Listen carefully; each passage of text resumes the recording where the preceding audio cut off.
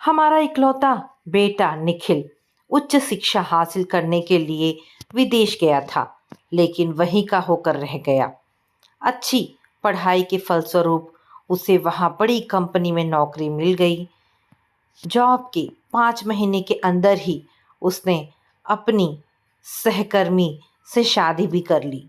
मैं मन ही मन सोचती, सच में आज की दुनिया बहुत ही तेज गति से भाग रही है। कुछ वक्त पहले तक मेरा निखिल खाने पहनने तक में मेरी सलाह लेता था। अब वह शादी जैसे अहम मुद्दे पर भी खुद ही फैसला लेने लगा। निखिल के व्यवहार से हम दोनों पति पत्नी बहुत ही निराश थे। विजय जी गंभीर स्वभाव के थे, इसीलिए प्रकट नहीं करते, लेकिन मुझसे अपनी उदासी छिपाई नहीं जाती थी। विजय मुझे समझाते, अनुराधा, उदास होने से कोई फायदा नहीं है। बेटा तरक्की कर रहा है, खुश है, ये सोचकर खुश रहो, ज़्यादा आशा ना लगाओ। मैं निराशाजनक लहजे से कहती, निखिल की तरक्की से तो मैं भी बहुत खुश हूँ, लेकिन हमारे बारे में सोचना भी तो उसका फर्ज है। इसे वो कैसे भूल बैठा। अपने देश में नौकरी करता, यहाँ की लड़की से शादी करता, हमें भी अपनी खुशियों में भागीदारी बनाता। वह तो विदेश का ही होकर रह गया। विजय मुझे समझाते हुए कहते, आज के युग में ये बहुत ज़्यादा हो रहा है। हमारे देश के नौजवान विदेश की चकाचौंध से आकर्षित होकर वहीं रस बच जाते हैं। हमारे कई रिश्तेदारों के बच्चों ने भी तो ऐसा ही किया है। मुझे बहुत ही आश्चर्य होता है बच्चों के ऐसे व्यवहार पर। मैंने कहा तो विजय ने मुझे समझाते हुए कहा, देखो अनुराधा, निखिल के व्यवहार से साफ है कि वो लौटकर हमारे पास नहीं आ रहा है। अब तो उसके फ़ोन भी बहुत कम आते हैं, आते भी हैं तो बहुत ही चंद मिनटों के लिए, मात्र औपचारिकता। वह अपनी दुनिया में मस्त है। कुछ पल बाद उन्होंने फिर कहना शुरू किया, हमने बड़े प्यार व शौक से ये 2 मंजिला घर बनवाया था, क्योंकि दिल्ली में निखिल को नौकरी मिल जाने की पूरी उम्मीद थी। वह भी हमेशा ऐसा ही कहा करता था। वह तो विदेश जाने के बाद अपनी कही सुनी सारी बातें ही भूल बैठा। खैर उस वक्त तो हमने यही सोचा था कि निखिल यहीं नौकरी करेगा और विवाह के बाद भी वह हमारे साथ ही रहेगा। यदि हम सबका तालमेल ठीक बैठा तब सब एक ही घर में रहेंगे। यदि एक दूसरे से असुविधा महसूस हुई तब अलग अलग ऊपर व नीचे रह लेंगे। इस तरह से साथ साथ और पास पास रह सकेंगे। मैंने उदासीनता से कहा, अब तो ना साथ साथ ना ही पास पास रहना हो पाएगा। विजय ने कहा कि ऊपर का हिस्सा हम किराए पर दे देंगे। मैंने सहमति देते हुए कहा, हाँ ये उचित रहेगा। इससे कोई तो बात करने के लिए मिलेगा। रुपया तो हमारे पास ठीक ठाक है, दोनों की पेंशन गुजर बसर के लिए काफ़ी है। ऊपरी मंजिल किराए पर देने से सूनापन व अकेलापन जाता रहेगा। इसी सोच विचार से हमने घर के बाहर टूलेट का बोर्ड लगा दिया। अगले ही दिन आलोक जी बातचीत के लिए आ पहुँचे। उन्होंने बताया कि वे बैंक में नौकरी करते हैं। उनका बैंक हमारी ही कॉलोनी में है। उनके बेटे रोहित का इंजीनियरिंग कॉलेज हमारी कॉलोनी के पास है, इसलिए वे हमारा घर किराए पर लेने के इच्छुक हैं। हम दोनों को वे बेहद शालीन व सभ्य मालूम हुए। हमने उन्हें घर किराए पर दे दिया। इतवार के दिन वे लोग हमारे घर में शिफ्ट हो गए। विजय ने उनसे आग्रह किया, आलोक जी, आज आपको सामान ठीक करना है, इसलिए आप लोग लंच हमारे साथ कीजिए। हंसमुख स्वभाव के आलोक जी ने कहा, चलिए यही ठीक रहेगा। एक दिन तो अपने हाथ के खाने से छुटकारा मिलेगा। और वे ठहाका लगाकर हंस पड़े। आलोक जी अपने इकलौते बेटे रोहित के साथ लगभग 1:30 बजे खाना खाने आ गए। रोहित को देखकर मुझे बार बार मेरे निखिल की याद आ जाती। ठीक वही रंग रूप, कद काठी, उठने बैठने बातें करने का तरीका भी बहुत ही मिलता जुलता। रोहित से बात करने, उसे खिलाने में मुझे एक विशेष आनंद महसूस हो रहा था। आलोक जी और रोहित के आ जाने से हमें स्वतः ही घर में चहल पहल सी महसूस होने लगी। अगले दिन सुबह रोहित की तेज आवाज सुनाई दी, नहीं, मैं नहीं पीऊंगा हॉर्लिक्स, मुझे कॉफी ही पीनी है। आलोक जी मनुहार करते हुए बोले, आज पी लो बेटा, बना दिया है, कल से कॉफी ही बना दूंगा। रोहित बालकनी से चिल्लाते हुए बोला, मैंने कह दिया ना, नहीं पीऊंगा तो बस नहीं पीऊंगा, मेरे पीछे मत पड़िए। और वह तेजी से सीढ़ी उतरकर गेट के बाहर निकल गया। आलोक जी ये कहते हुए उसके पीछे दौड़े, थोड़ा रुको, मैं तुरंत कॉफी बना देता हूँ, प्लीज पी कर जाओ बेटा। रोहित तो गेट से बाहर निकल चुका था। आलोक जी के पहुंचते पहुंचते वह तो बाइक स्टार्ट करके 9 2 11 हो चुका था। हम दोनों पति पत्नी बागबानी करने में लगे हुए थे। हम दोनों ने बाप बेटे की सारी बातें सुनी, लेकिन अनसुने से बने अपने काम में मगन रहे। आलोक जी ऊपर जाने के पहले 1 मिनट के लिए रुके और बोले, आपका बगीचा काफी सुंदर है, आप दोनों का ही बागबानी में मन लगता है, आपने अपने रसोई गार्डन में भी काफी कुछ लगा रखा है। विजय ने हाथ धोते हुए कहा, काफी कुछ तो नहीं, हाँ कुछ कुछ लगा दिया है। आलोक जी, क्या बताऊं, ताजी ताजी भिंडी, गाजर, मूली, टमाटर, पालक का स्वाद ही कुछ अलग होता है।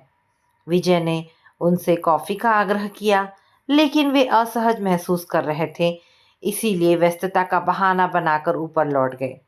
अगले दिन फिर रोहित के चिल्लाने की आवाज सुनाई दी, आपने क्यों कॉफी बनाई, मुझे कॉफी नहीं पीनी है, मैं हॉर्लिक्स पीऊंगा। आलोक ने आहत स्वर में कहा, तुम तो हद करते हो बेटा, आज कॉफी बना दी तो तुम्हें हॉर्लिक्स चाहिए। रोहित बदतमीजी से बोला, आप ये सब क्यों करते हैं, मैं कोई बच्चा नहीं हूँ, खुद बना लूंगा। आलोक जी ने प्यार से कहा, मुझे तुम्हारे लिए करना अच्छा लगता है बेटा। रोहित ने सख्त लहजे में कहा, मुझे बुरा लगता है। रोहित यह आया वह गया कि तर्ज पर तेजी से बाइक से चलता बना। बेचारे आलोक जी दौड़कर भी उसे रोक ना पाए। हम पति पत्नी बागबानी के बाद चाय का कप लेकर बगीचे में ही बैठे थे। विजय ने आज फिर आलोक जी से चाय का आग्रह किया। आलोक जी मना नहीं कर पाए। साथ चाय पीना, कुछ हल्की फुल्की बातें करना हम तीनों को ही अच्छा लगा। आज इतवार का दिन था। पिता बेटे में बहस हो रही थी। तेज आवाज रोहित की थी। हम दोनों सोच ही रहे थे कि ऊपर जाकर देखते हैं कि मामला क्या है। तभी रोहित बंदूक से छूटी गोली की तरह तेजी से जैसे दंदनाता हुआ निकला। गेट के बाहर कार में 7 8 लड़के लड़कियां लदे हुए थे तथा हो हल्ला कर रहे थे। रोहित भी उसमें सवार हो हल्ले में शामिल हो चलता बना सबके साथ। आलोक जी पूछते ही रह गए, कब तक लौटोगे, ये तो बताते जाओ। लेकिन रोहित को उन्हें सुनने व जवाब देने की सुध हो तब ना। हमें देख आलोक जी हमारे साथ ही आ बैठे। हमारे आग्रह पर उन्होंने चाय नाश्ता हमारे साथ ही किया। 1 घंटे बाद आलोक जी ऊपर जाने का उपक्रम करने लगे। मैंने कहा, भाई साहब रोहित भी बाहर गया हुआ है, आप हमारे साथ ही लंच कर लीजिए। पहले तो वे कुछ सकुचाए, लेकिन बार बार आग्रह करने पर राजी हो गए। खाना तो हम तीनों ने मिलकर बनाया। आलोक जी, विजय तो रोज ही मेरी कुकिंग में हेल्प करते थे। आलोक जी भी ये कहकर साथ हो लिए, चलिए मैं तो रोज ही खाना पकाता हूँ, थोड़ी हेल्प किए देता हूँ। साथ साथ काम करते हुए काफ़ी औपचारिकताएं खत्म हो गई, इसलिए हम खुलकर बातें करने लगे। मैंने ही शुरू किया, भाई साहब बुरा ना माने तो एक बात जानना चाहूँगी, वैसे इच्छा ना हो तो ना बताइएगा। आलोक जी अचंभित से बोले, कैसी बातें करती हैं बहन जी, जो पूछना हो पूछ लीजिए। मैंने कहा, भाई साहब मुझे यह बात बहुत उलझन में डालती है कि आपने अपने घर में अपनी पत्नी की एक भी फोटो नहीं लगाई है। आलोक जी धीरे से बोले, बहन, अब जब रिश्ता ही नहीं रहा तब फोटो लगाने का क्या मतलब? मैंने आश्चर्य से पूछा। रिश्ता नहीं रहा मतलब वे जीवित हैं? आलोक जी ने फीकी मुस्कान के साथ कहा, हाँ वो जीवित है, उसने मुझे छोड़ दिया। मैंने आश्चर्य से कहा, यह सब कैसे ऐसे हो गया? आलोक जी बोले, मैं एक बैंक में कर्मचारी हूँ। बैंक इतना पैसा तो देता है कि ढंग से जीवन बसर हो जाए, लेकिन उसे बहुत ही हाई फाई वाली जिंदगी पसंद थी। उसके पिताजी उच्च सरकारी ऑफिसर थे, जिन्हें सैलरी के अलावा रिश्वत व उपहारों की भी आमदनी होती थी। वह अपने मम्मी पापा की इकलौती बेटी है, इसलिए बेहिसाब पैसा खर्च करने की नहीं बल्कि बर्बाद करने की भी उसे पूरी आदत थी। मेरे पास उसके मायके जैसी आमदनी ना थी। मैं अपनी पूरी तनख्वाह उसके हाथ में सौंप देता, लेकिन मेरी तनख्वाह तो उसके लिए ऊँट के मुंह में जीरे के समान साबित होती। रुपए पैसे को लेकर वह मुझसे झगड़ती रहती। वह भी पढ़ी लिखी थी। मैंने उससे कहा, तुम भी कोई नौकरी कर लो, आमदनी बढ़ने से मनमर्जी खर्च कर सकोगी। वो कहती, मेरे मम्मी पापा को ये पसंद नहीं कि उनकी राजकुमारी बेटी किसी की यहाँ नौकरी करे। मैं कहता, आजकल तो बड़े बड़े घर की लड़कियां भी नौकरी कर रही हैं, इसलिए झगड़ने से अच्छा है कि अपनी आमदनी बढ़ाई जाए। वह कहती, हमारी सोसाइटी में मेरी मम्मी की एक सहेली है, उनके पति भी बैंक मैनेजर हैं, वे तो अच्छा कमा लेते हैं। वे लोग तो बड़े ठाट बाट से रहते हैं। उन्हें देखकर ही तो मैंने तुमसे शादी के लिए हाँ कही थी। मैंने उसे समझाया, देखो रश्मि, मैं रिश्वत लेना और देना दोनों ही गलत मानता हूँ। तुम नौकरी नहीं करना चाहती हो, मत करो, मेरी तनख्वाह में शांति से रहो। रश्मि को तो ऊपरी कमाई का नशा चढ़ा हुआ था। उसने बचपन से ऊपरी कमाई का मजा उठाया था। वो मायके से रुपया लाना चाहती थी, जिसके लिए मैंने उसे साफ मना कर दिया था कि यदि वह वहां से पैसा लाएगी तो मैं अपनी जान दे दूंगा। रश्मि ने मितव्ययिता से रहना सीखा ही ना था, इसलिए पैसे के लिए रोज झगड़ना ही उसका काम बन गया था। रोहित का तगाजा देने से भी वह नहीं रुकती था। रोहित का तगाजा देने से भी वह नहीं रुकती थी। मैंने कहा, अच्छा, अमीर मायका होने के कारण समझौता ना कर पाई और मायके जा बैठी। आलोक जी ने कहा, मायके जा बैठती तो इतना दुख ना होता, लेकिन वह तो। इतना कहते हुए उनकी आंखों में आंसू भर आए। हम सभी शांत हो गए। उन्होंने फिर कहना शुरू किया, उस दौरान मेरा एक कॉलेज का दोस्त शेखर ऑफिस के काम से आया तथा मेरे घर पर मिलने भी आया। वह आया था तो 2 दिनों के लिए, लेकिन ये कहते हुए हफ्ते भर के लिए रुक गया कि यार अब आया हूँ तो रुक जाता हूँ, बार बार आना तो होता नहीं, इसी बहाने अपने दोस्त से जी भर के बातें भी हो जाएगी। मैं भी खुश हो गया कि चलो अच्छा है, इसी बहाने पुरानी यादें ताज़ा होंगी और रश्मि के झगड़ों से छुट्टी भी मिल जाएगी। बैंक में ऑडिट के कारण मैं चाह कर भी छुट्टी ना ले सका, इसीलिए दिन में मैं ऑफिस और रोहित स्कूल चले जाते थे। इस बीच रश्मि और मेरे दोस्त शेखर को बातचीत का अच्छा मौका मिलता। दोनों के ही विचार मिलते थे। शेखर भी सरकारी अफसर था तथा अपने पद का फायदा उठा तनख्वाह के अतिरिक्त ऊपरी कमाई करता था। दोनों ने साथ रहने का फैसला ले लिया। मैं सपने में भी ऐसी कल्पना नहीं कर सकता था। उस दिन मैं रोहित के पास बैठकर समाचार पत्र देख रहा था। रोहित अपना होमवर्क कर रहा था। शिखर आधे घंटे में लौटने को कहकर बाहर गया था। तभी रश्मि ने बिना प्रस्ताव उपसंहार के कहा, मुझे आपसे डाइवोर्स चाहिए। अचानक पड़े प्रहार से मैं अचकचा सा गया, फिर भी स्वयं को संभालते हुए कहा, थोड़ा समझो रश्मि, मेरी जैसी या मेरे से कम तनख्वाह पाने वाले मेरे सहकर्मी सभी तो शांतिपूर्वक जीवन जी रहे हैं। चिकने घड़े की तरह रश्मि पर कोई प्रभाव ना पड़ा। वह प्रतिवाद में बोली, और लोग कर लेते होंगे इतनी तनख्वाह में गुजर बसर, मुझसे नहीं होती। मैं रोज की खींचतान से परेशान हो गई हूँ। मैंने फिर कोशिश करते हुए कहा, रश्मि ज़रा रोहित के बारे में तो सोचो। इस कच्ची उम्र में उसे माता पिता दोनों का प्यार व संरक्षण चाहिए। रश्मि तो फैसला ले चुकी थी, इसलिए पूर्ववत ही बोली, तुम उसे माँ बाप दोनों का ही प्यार और संरक्षण देना। मैं तुम दोनों को छोड़कर जा रही हूँ। मुझे तुम्हारी कोई निशानी नहीं चाहिए। मैं नए सिरे से ज़िंदगी शुरू करना चाहती हूँ। मैं भी अपना आपा खो बैठा। चीखते हुए कहा, अरे बेशरम, कम से कम शेखर के जाने का तो इंतज़ार कर लेती। सालों बाद तो मैं अपने जिगरी दोस्त से मिला हूँ। 4 दिन तो खुशी से जी लेने देती। वह तो अच्छा है कि वह अभी यहाँ नहीं है, वरना मेरी पारिवारिक स्थिति देखकर वह कितना दुखी होता।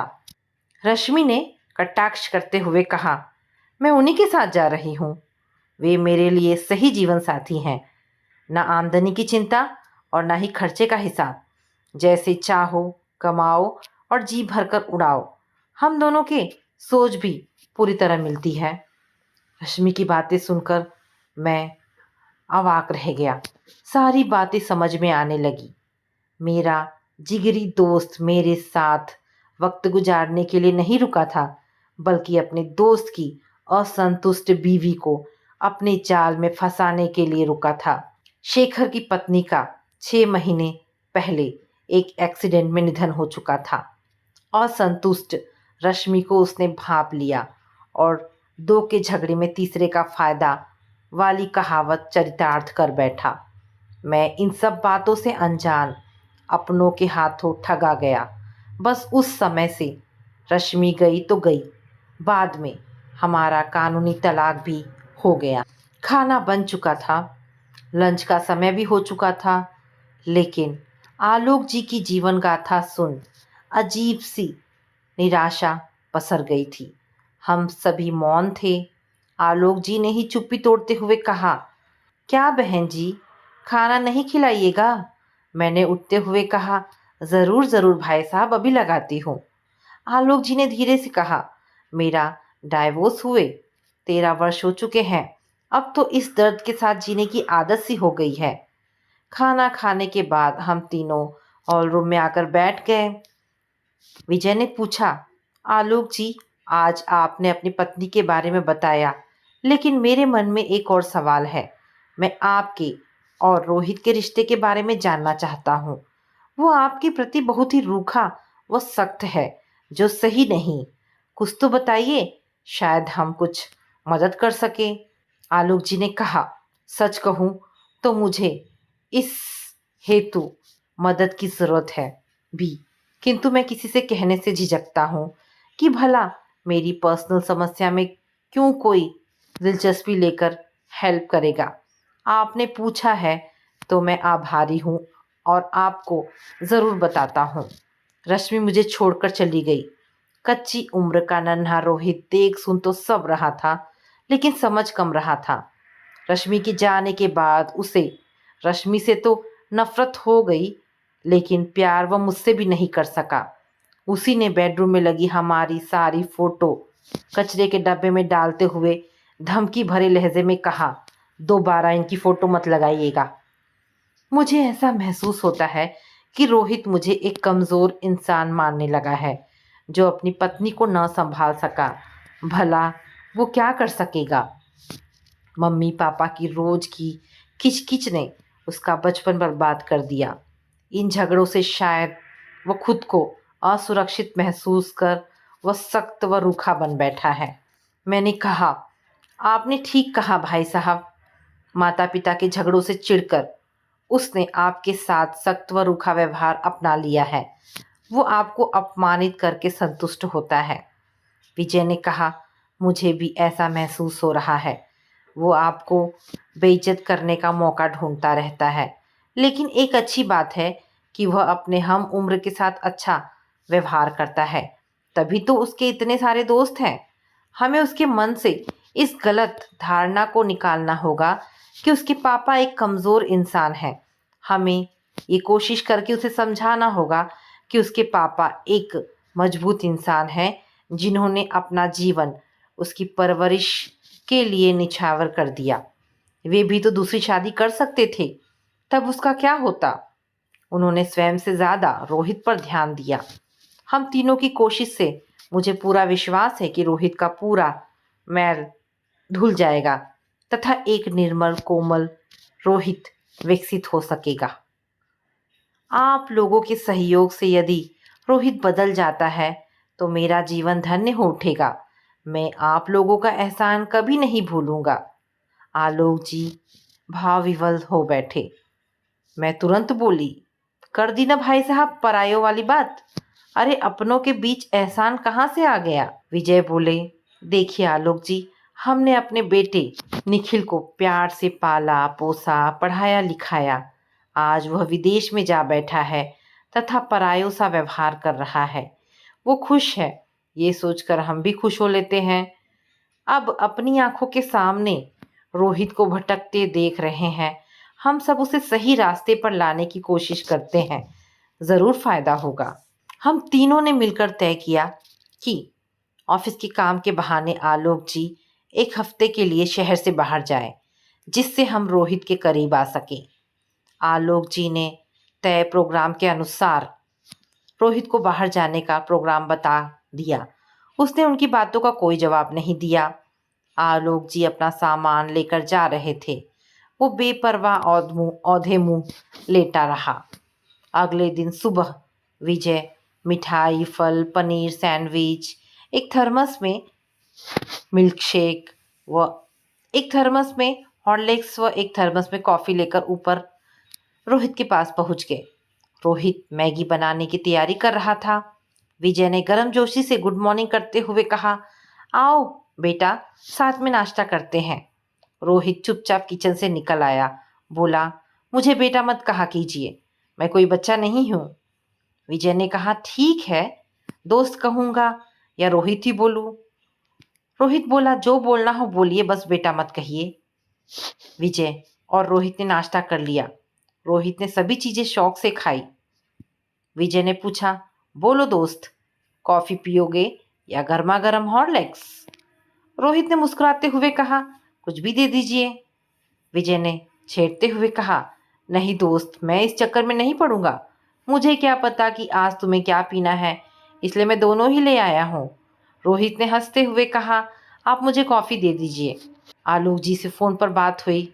सुबह नाश्ते का वाकया सुन के वे खुश होकर बोले, वाह विजय जी, ये तो कमाल हो गया। वह अपने हम उम्र के अलावा तो किसी से हंसकर बात नहीं करता। 2-2:30 बजे के लगभग रोहित कॉलेज से लौटकर ऊपर जाने वाला था। मैंने उसे टोकते हुए कहा, रोहित, मैंने तुम्हारे लिए खाना बना लिया है। यदि यहाँ बैठकर खाओगे तो लगा देती हूँ, वरना ऊपर ले जा सकते हो। 2 पल वह ठिठका और बोला, दे दीजिए। मैंने आलोक जी से रोहित की पसंद जान ली थी। उसकी पसंद का पनीर बटर मसाला, दाल तड़का, जीरा राइस, बूंदी का रायता, सलाद उसे लगाकर दे दिया। रात में विजय खाना लेकर ऊपर ही चले गए। रोहित टीवी देख रहा था। उन्हें देख अचकचाकर बोला, इतना परेशान मत होइए, मैं पिज़्ज़ा ऑर्डर कर देता। विजय कब चुप रहने वाले थे। दोस्त, आज आंटी के हाथों का खाना बना खा लो, कल डिनर में पिज़्ज़ा ऑर्डर करेंगे, मुझे और आंटी को भी बहुत पसंद है। दोनों ने साथ खाना खाया। कुछ बातचीत भी हुई। रोहित ने भी बातचीत में दिलचस्पी दिखाई। विजय चलते समय बोले, ओके फ्रेंड, गुड नाइट, सुबह ब्रेकफास्ट पर मिलते हैं। रोहित गुड नाइट कहते हुए बोला, अंकल, ब्रेकफास्ट पर एक शर्त पर मिलूंगा, आप ब्रेकफास्ट ऊपर नहीं लाएंगे, मैं नीचे आकर लूँगा। विजय ने खुश होकर कहा, चलो यही तय रहेगा। विजय बेहद खुश थे कि रोहित ने अपनेपन से उन्हें अंकल शब्द से संबोधित किया था। पहले ही दिन का रिस्पॉन्स इतना अच्छा मिलेगा, इसकी तो मैंने कल्पना ही नहीं की थी। अब मुझे पूरा विश्वास हो रहा है कि मुझे मेरा रोहित वापस मिल जाएगा। फोन पर भाव विभल होकर आलोक जी बोले। अगले दिन 8 बजे के पहले ही रोहित खुद ही ब्रेकफास्ट के लिए आ गया। मैं टेबल ठीक कर रही थी। आते ही वह बोला, गुड मॉर्निंग आंटी, आपके हाथों में जादू है, आप खाना बहुत अच्छा बनाती हैं। मैंने उसे थैंक्स कहते हुए सिर हिला दिया, जिसका उसने प्रतिवाद नहीं किया। हम तीनों ने साथ ही नाश्ता किया। वो कॉलेज जाने के लिए तैयार हुआ तो मैंने पूछा, रोहित, तुम अपनी पसंद बता देते, तब मैं लंच में वही बनाती। उसने कहा, आंटी आप इतना अच्छा बनाती हैं कि कुछ भी बनाइए अच्छा ही बनेगा। मैंने कहा, फिर भी तुम्हारी पसंद का खाना बनाने का दिल कर रहा है। उसने कहा, मुझे छोले चावल साथ में प्याज व हरी मिर्च का रायता बहुत पसंद है। मैंने कहा, ठीक है, मैं यही बनाऊंगी। रात में तो तुम्हारा डबल चीज़ पिज़्ज़ा खाने का मन है ना। रोहित ने कहा, आंटी यदि आपको तकलीफ ना हो तो मैं आपके हाथ का बना खाना ही खाना चाहूँगा। हम पति पत्नी रोहित के व्यवहार से बेहद खुश हुए। उसने औपचारिकता त्याग कर मेरे हाथ के खाने की फरमाइश की। आलोक जी से फ़ोन पर बात होती रहती थी। वे ये जानकर खुशी से बोले, विजय जी, आप लोगों ने बहुत जल्दी उसके दिमाग की खिड़की खोल दी। चलिए, अब हमें रोशनी डालने की जगह तो मिल गई। आज रोहित का कॉलेज बंद था। हमने पूरा दिन ही रोहित के साथ बिताने का प्रोग्राम बनाया। सुबह 9 बजे तक वह आ गया। मैंने टेबल ठीक करते हुए कहा, बेटा, आज मैंने साउथ इंडियन डिशेस बनाई है। तुम्हें यदि पसंद ना हो तो तुम्हारे लिए कुछ और बना देती हूँ। मैंने गौर किया। मेरे बेटा संबोधन पर उसने ऐतराज नहीं जताया। रोहित ने झट से कहा, नहीं आंटी, मुझे तो साउथ इंडियन डिशेस बहुत पसंद है, मैं तो यही खाऊंगा। नाश्ते के बाद हम तीनों कॉफ़ी लेकर बालकनी में चले आए। रोहित अब काफ़ी अपनेपन से बातें करने लगा। हमने उसे निखिल का एल्बम दिखाया। उसने निखिल व उसकी पत्नी तथा बेटी के बारे में भी काफ़ी बातें की तथा बोला, निखिल भैया को आप लोगों से ऐसा व्यवहार नहीं करना चाहिए था। कम से कम फ़ोन से तो बराबर बातें करनी चाहिए थी, और साल में एक बार तो आप लोगों से मिलने के लिए उन्हें आना चाहिए था। मैंने कहा, रोहित बेटा, कुछ बच्चे ऐसा कर जाते हैं। माता पिता तो अपना सब कुछ बच्चों पर लगा देते हैं। वे खुद से ज़्यादा बच्चों की चिंता करते हैं। लेकिन कुछ बच्चे अपनी ज़िंदगी की मंजिल तय करते समय उन्हें रास्ते में अकेला छोड़ आगे बढ़ जाते हैं। वे अपनी उन्नति व स्वार्थ के नशे में माता पिता को भुला बैठते हैं। वे ये भी भूल जाते हैं कि यदि माता पिता ने उन्हें भी भुला दिया होता तब वे किस लायक होते। मेरी बातें सुनने के बाद रोहित शांत भाव से कुछ सोचने लगा। हमने टटोलते हुए पूछा, क्या बात है बेटा, एकदम शांत हो गए हो? नहीं आंटी, यूं ही, उसने बात टालते हुए कहा। हम दोनों अच्छी तरह समझ रहे थे कि रोहित आलोक जी के प्रति स्वयं के व्यवहार की समीक्षा कर रहा था। विजय ने देखा, लोहा गर्म है, चोट करना सही रहेगा। वे उसे टटोलते हुए बोले, दोस्त, तुमने अपने पापा के प्रति काफी रूखे हो। क्या बात है? दोस्त मानते हो ना मुझे? इतना जानने का तो अधिकार है मेरा।